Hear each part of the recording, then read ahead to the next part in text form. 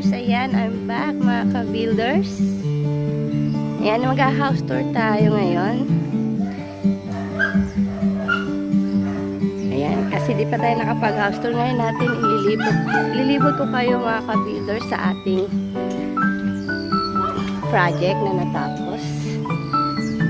Totally, hindi pa talaga siya natapos kasi may extend pa yan.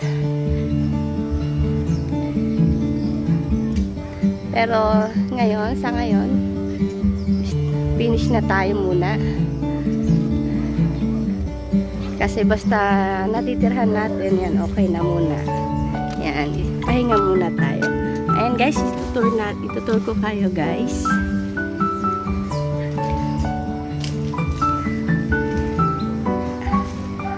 Ayan. Ito yung ating dirty kitchen. Yung ating dirty kitchen guys ay magulo-gulo pa kasi hindi pa kasi talaga siya totally na natapos, tsaka hindi pa natin naaayos masyado kasi kakatapos lang ng ating project. Ayan guys, ay napakatibay ng ating project mga ka-builders. Nagdaan ng ating lindol na 7.3. Ayan mga ka-builders, nagdaan ng ating lindol. Ayan, hindi man lang siya nagbitak-bitak. Ayan, thanks God. Ayan, wala siyang kabitak-bitak. Talagang matibay ang pagkagawa ng ating mga ka-builders. Ayan guys, ito yung ating salas. Ayan.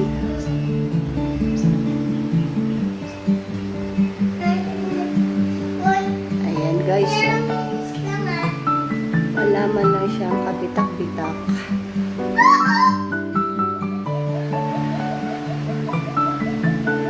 Ayan yung ating mapisame. Ayan. Ang ating bar counter. Bar counter, ang ating kitchen,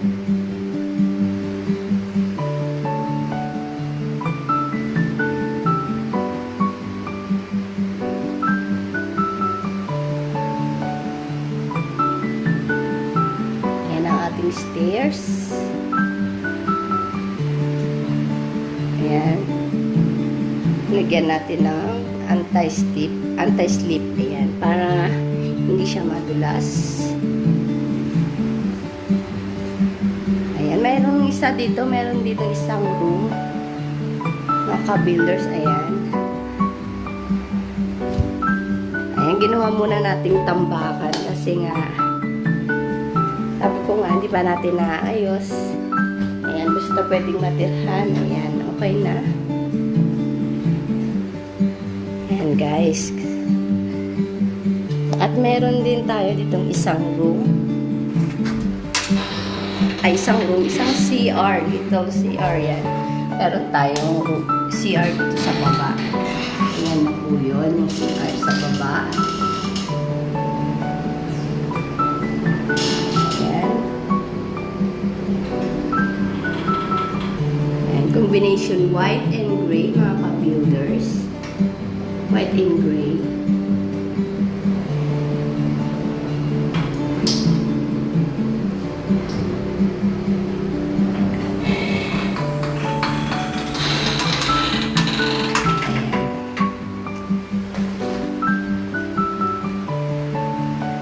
Papasyal ko naman kayo guys sa ating second floor. Ayan. Punta tayo sa ating second floor. Ayan, isang tip mga ka-builders para sa nagpapagawa ng bahay, para dumaan man ang lindol. Ayan, huwag nyo tipirin sa bakal lang inyong papagawang bahay. Ayan, kaya para hindi siya babagsak, dumaan man ang mga lindol. Ayan, thanks God, wala man lang nag-crack sa ating mga pader, may mga pinag-corner-corneran ng ating mga skim coat. Guys, ito yung ating master bedroom. Ayan, meron dyan. Magulo pa guys, ayan. Ang ating master bedroom, ayan, tabi ng stairs. Ayan, dalawang room dito. Meron tayong kids room at master bedroom. Ayan guys, meron tayong little sala. Ayan. At meron din tayong third floor. Ayan guys, yung third floor na yan yung ating loft room. Ayan, ginawa mo natin tambakan yan guys. Ayan, tingnan natin yung loft room. Ayan, ginawa muna natin tambakan. Ayan, kasi nga wala pa tayong pagtatambakan. Yung mga abubot natin, mga tos. Ayan, ating kids room. Ayan guys. Ayan, di pa talaga tayo nakakapag-ayos. Ayan, meron din diyang sliding door. Ayan, may terrace din. Ayan,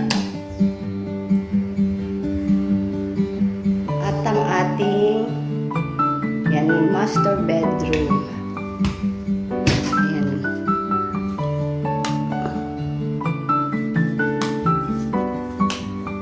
Ayan, meron siya mga pin light.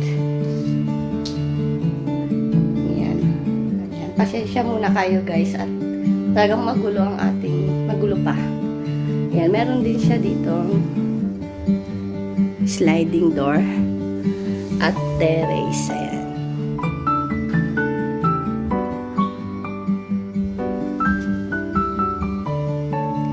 Ayan, may CR.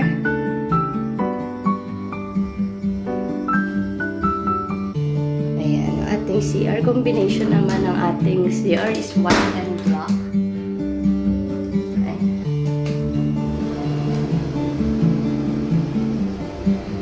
White and black. Ayan guys. Ayan, meron siyang mirror.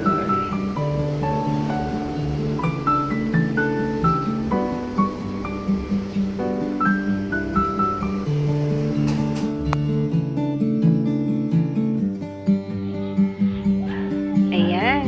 Sana nagustuhan nyo ang ating house tour mga ka-builders. Yan. Kahit hindi pa masyadong finish. Ayan. Ayan, yan.